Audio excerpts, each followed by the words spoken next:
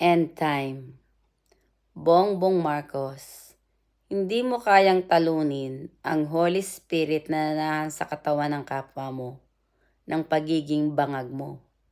Tatandaan mo, sinabi ni Jesus, may kasalanan na may kapatawaran, ngunit hindi ang lapastanganin mo ang Holy Spirit. Ipaliwanag ko sa iyong bangag ka na putang ina mong demonyo ka. Hindi pera ang lumalang sa ating mga tao, kundi ang presensya ng Espiritu ng Holy Spirit.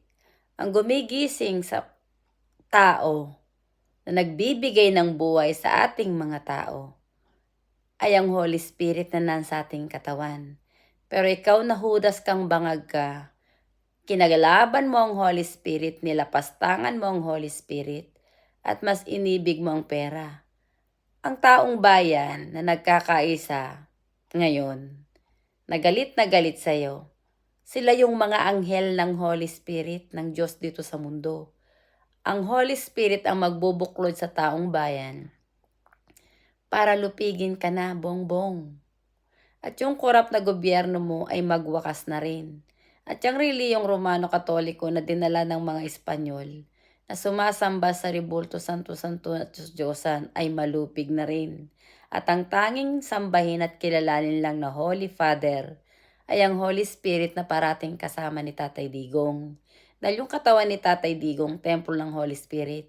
Ang katawan ko, templo ng Holy Spirit. Ang katawan ng lahat ng mga DDS supporters ay templo ng Holy Spirit. At ang Holy Spirit na nasa aming katawan, ang Diyos na lumalang, ay ang Diyos Ama na parating kasama ni Jesus. Katapusan mo na, Bongbong Marcos. Ikaw ang pinakademonyong presidente sa atin na sumunod kay Emilio Aguinaldo. Putang ina mo. Mas inibig mo at inidolo mo ang mga dayuhan. Mas pinalagahan mo ang mga dayuhan. Putang ina mo, BBM. Hindi mo ba alam na ang katawan ng ICC, ang kaluluwa nila, ng mga judges na mga yan, lahat ay pag-aari ng Holy Spirit. Ang Holy Spirit lang ang Diyos ng hustisya at katarungan. Hindi ang ICC judges na pinagmamayabang mo. Kasama ng ICC judges, ng mga pare, ni Leila de Lima, lahat ng mga galit na galit kay Tatay Digong, mangangalupig kayong lahat.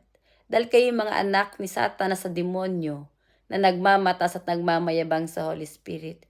We are in the last days. The Holy Spirit within me is the Almighty God.